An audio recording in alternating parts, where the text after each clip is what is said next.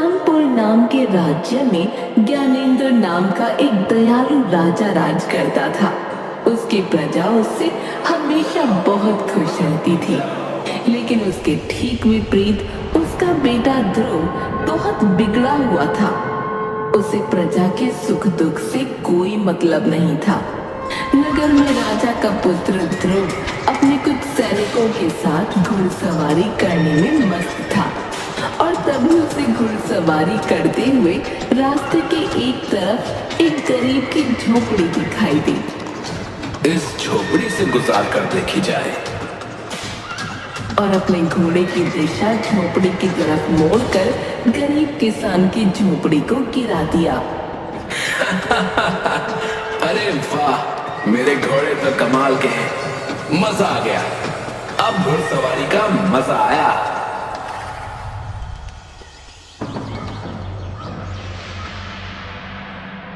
अगले दिन राजमहल में। क्या बात है मंत्री, ये शोर कैसा हो रहा है?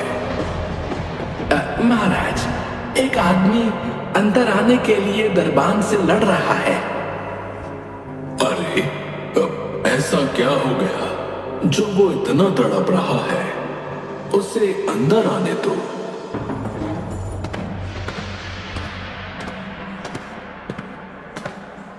उस आदमी को अंदर बुलाया जाता है तो वो बताता है, महाराज, मेरी मदद कीजिए महाराज, मैं लुट गया, बर्बाद हो गया। अरे, आखिर हुआ क्या है, बताओ तो। महाराज, राजकुमार घुड़सवारी कर रहे थे, पर तभी वो अचानक आकर मेरी झोपड़ी से टकरा गए और मेरी पूरी झोपड़ी टूट के बिखर गई। महाराज, मैं बेघर हो चुका हूँ महाराज, पर मुझे अपनी चिंता नहीं है, मुझे अपनी बीवी बच्चों की चिंता है, क्योंकि सर्दी का मौसम है महाराज, और ऐसे खुले में रहना उनके लिए बहुत खतरनाक है।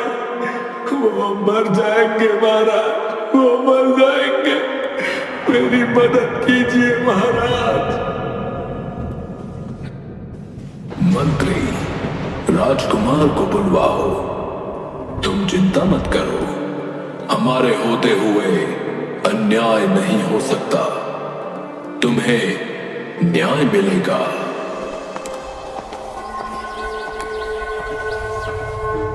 राजकुमार को बुलाया जाता है। जी पिताजी, बताइए, आपने मुझे याद किया? ध्रुव, ये मैं क्या सुन रहा हूं? तुमने इस आदमी की झोपड़ी तोड़ दी? मैं इसका कारण जान सकता हूं? पिताजी, बस थोड़ी सी टक्कर लग गई थी, कोई बड़ी बात नहीं है। वैसे भी वो झोपड़ी बहुत कमजोर थी, और वैसे भी मैं अपने घोड़ों की ताकत को परखता रहता हूं। बेटा, तुम्हारे लिए ये छोटी बात हो सकती है, लेकिन इसके लिए ये जीवन और मृत्यु का सवाल है। क्या तुम जानते हो कि सर्दी में बिना छत के रहना कितना कठिन होता है? घोड़ों की ताकत युद्ध भूमि में देखी जाती है, ऐसे गरीब नगरवासियों के घर तोड़कर नहीं। नहीं, मुझे नहीं पता और जानना भी नहीं है। जरा सी गलती पर क्यों आप मुझे सुना रहे हो? मैं राजकुमार होकर अपनी मर्जी से कुछ फैसले भी नहीं ले सकता क्या? ध्रुव, गलती का एहसास होना जरूरी है। जब तक तुम्हें किसी की कठिनाई का अंदाजा नहीं होगा, तब तक तुम कभी अच्छे राजा नहीं बन पाओगे। एक राजा का दिल हमेशा अपनी प्रजा के लिए धड़कना चाहिए। सर्दी का मौसम बहुत कठोर होता है, और गरीबों के पास इतने साधन नहीं होते कि वो इससे बच सके। तुम्हारी एक गलती ने इन लोगों को बेघर कर दिया। हाँ हाँ पिताजी, मैं समझ गया। अब मैं चलता हूँ। राजकुमार ने राजा की बातों पर कोई खास ध्यान नहीं दिया और वहां से चला गया। फिलहाल राजा ने उस आदमी की झोपड़ी वापस ठीक करवा दी।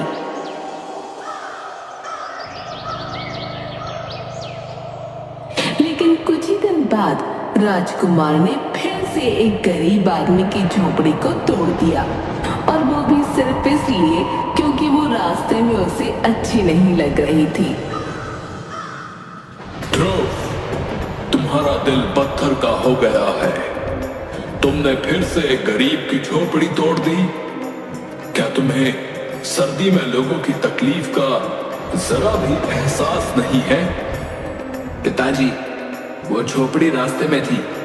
मेरा मन खराब होता था उसको देखकर। बस, बहुत हो गया। तुम्हें अपनी प्रजा की पीड़ा का कोई एहसास नहीं। अगर तुम में संवेदना नहीं है तो तुम राजा बनने के काबिल नहीं हो। अब तुम इस महल से निकल जाओ। जाओ और देखो कि गरीबों की सर्दी कैसी होती है। जब तुम उनकी तकलीफें खुद महसूस करोगे, तब शायद तुम्हें समझ आएगा कि राजा का दिल कैसा होना चाहिए। आप मजाक कर रहे हैं ना? मैं राजकुमार हूं इस नगर का। आप मुझे नहीं निकाल सकते। तुम्हें हर बात मजाक ही लगती है, लेकिन ये मजाक नहीं है। चले जाओ यहां से। सिपाहियों, इसे महल से बाहर निकाल दो। अरे अरे, मुझे हाथ मत लगाना। पिताजी, आप ऐसा नहीं कर सकते। पिताजी। राजा के आदेश पर राजकुमार को महल से बाहर निकाल दिया जाता है। वो पूरे दिन तो इधर उधर घूमता रहा, लेकिन रात होते ही उसे बहुत तेज सर्दी लगने लगी। अब तो काफी वक्त बीत गया। पिताजी ने दरबारों को आदेश दे दिया होगा कि मुझे अंदर आने दिया जाए। हाँ, अंदर चलकर देखता हूँ। वो महल में जाने की कोशिश करता है, पर दरबान उसे अंदर नहीं जाने देता। माफी चाहूंगा राजकुमार, लेकिन महाराज का आदेश है कि आपको अंदर न आने दिया जाए। अरे यार, मुझे लगा था शाम तक पिताजी का दिल पिघल जाएगा, पर ये तो बड़े सख्त हो गए। अब मैं कहाँ जाऊं? वो ठंड में ठिठुरता हुआ आगे चल पड़ता है। ठंड से उसकी हालत खराब हो रही थी। उसे समझ नहीं आ रहा था कि वो कहाँ जाए और क्या करे। तभी रास्ते में उसे मोहन मिला। अरे राजकुमार, आप इतनी ठंड में यहाँ क्यों टहल रहे हैं? तुम्हारी वजह से मेरे पिताजी ने मुझे महल से निकाल दिया। तो आइए, आप मेरे घर में आ जाइए। यही सामने मेरी झोपड़ी है। महाराज ने ठीक करवा दी थी। तुम अगर नहीं भी कहते ना, तो भी मैं आने ही वाला था, क्योंकि तुम्हारी वजह से मैं बेघर हुआ हूं। राजकुमार मोहन के साथ उसकी झोपड़ी में पहुंचता है, जहां उसकी पत्नी और बेटा उसका स्वागत करते हैं। अरे राजकुमार, आप आइए आइए। राजकुमार, आपके कपड़े तो बहुत सुंदर हैं। मैं इन्हें छूकर देख सकता हूँ क्या? हाथ मत लगा। तुम लोग इतनी छोटी सी झोपड़ी में कैसे रहते हो? मैं कहाँ लेटूं? बिस्तर कहाँ है? मुझे क्या पता था कि मुझे ऐसे दिन भी देखने पड़ेंगे। हमारे पास बिस्तर नहीं है, हम नीचे ही लेटते हैं। ये लीजिए आपकी चादर, लेट जाइए। राजकुमार एक चादर लेके लेट तो जाता है, लेकिन उसे बहुत ज्यादा ठंड लगती है, तो वो उन तीनों की चादर भी उनसे छीन लेता है। लाओ, मुझे तो ये चादर है। मुझे ठंड लग रही है, बहुत तेज। हे भगवान, कितनी ठंड है। ये नगरवासी इतनी ठंड में इस झोपड़ी में पता नहीं कैसे रहते हैं।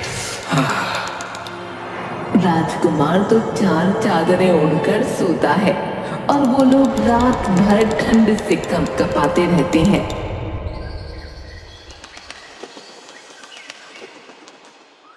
सुबह होते ही गंगा देखती है कि सूरज ठंड से कांप रहा है और उसका शरीर तप रहा है। सूरज को तो बहुत तेज बुखार हो गया है। अरे अरे मेरे बच्चे, क्या हो गया तुझे? वैद्य को बुलाइए। सूरज उठो बेटा। अजी सुनो ना, कुछ करिए। आप वैद्य जी को बुलाइए। पर गंगा, मेरे पास तो वैद्य को देने के लिए पैसे भी नहीं है। क्या हुआ?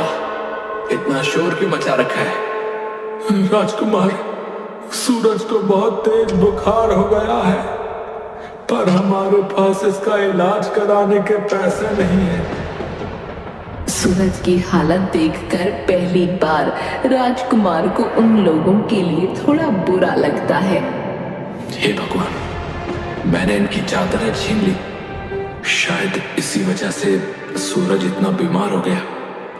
वो अपना हार उतार कर मोहन को देता है और कहता है, अब ये हार ले लो, इसे बेचकर सूरज का इलाज करवाओ। राजकुमार, ये तो बहुत कीमती है। हाँ, पर ये सूरज के जीवन से ज्यादा कीमती नहीं है। जल्दी जाओ, वैद्य को बुलाओ, और हाँ, बाजार से कुछ कंबल और बिस्तर भी खरीद लेना। राजकुमार, आपने हमारी जान बचा ली। भगवान आपका भला करे। मोहन सूरज का इलाज करवाता है और साथ ही कुछ कंबल और बिस्तर भी ले आता है।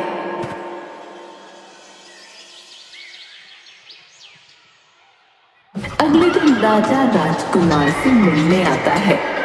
ध्रुव, अब कुछ समझ आया कि नहीं? महल की याद आ रही है? मुझे महल की कोई जरूरत नहीं है।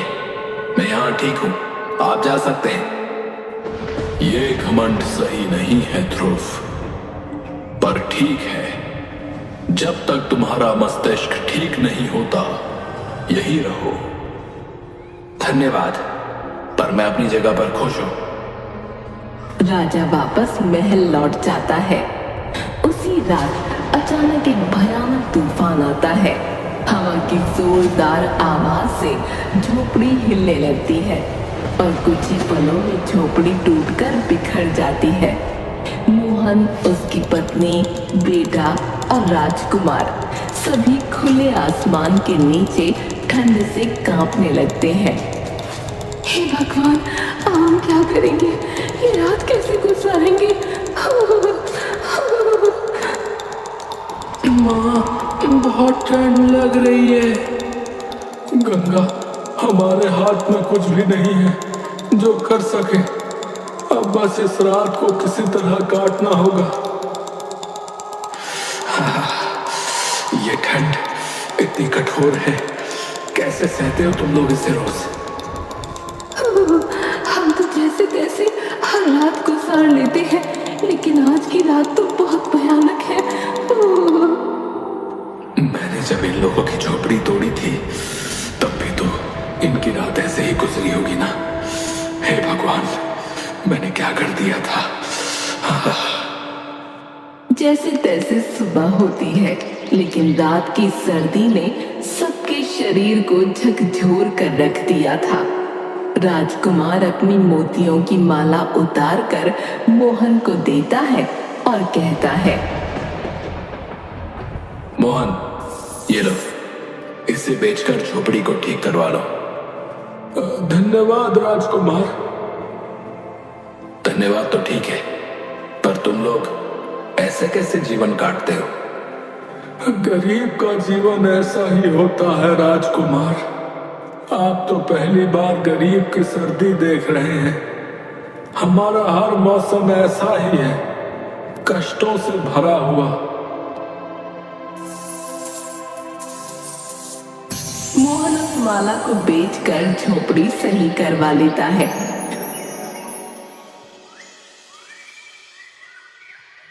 लेकिन कुछ ही दिन गुजरते हैं और उनके घर में खाने का सब सामान खत्म हो जाता है।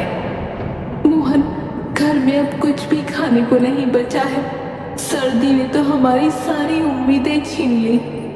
हाँ गंगा, बर्फ के कारण खेतों में कोई काम नहीं हो पा रहा है। लकड़ी काटने का काम भी ठप पड़ा है। इस ठंड में कोई पेड़ काटने नहीं जाता। अब क्या होगा? ये वक्त भी गुजर जाएगा, बस हमें सब्र रखना होगा। मोहन, मेरे पास अब सिर्फ ये एक अंगूठी बची है। इसे बेचकर कुछ खाना ले आओ। राजकुमार, आप इतना कुछ दे चुके हैं, ये अंगूठी मत दीजिए। मोहन, ये समय सोचने का नहीं है। जाओ, इसे बेचकर खाने का इंतजाम करो। मोहन अंगूठी बेचकर खाना ले आता है। 1-2 हफ्तों तक वो खाना चलता है, लेकिन फिर सब कुछ खत्म हो जाता है। अब न मोहन के पास कुछ बचा था, न ही राजकुमार के पास। अब तो खाने को भी कुछ नहीं बचा। आगे की सर्दी कैसे काटेंगे? क्या यहाँ कोई ऐसा काम नहीं होता जिससे कुछ पैसे कमाए जा सके? यहाँ तो इस सर्दी में कोई काम नहीं होता, पर शहर में कुछ काम मिल सकता।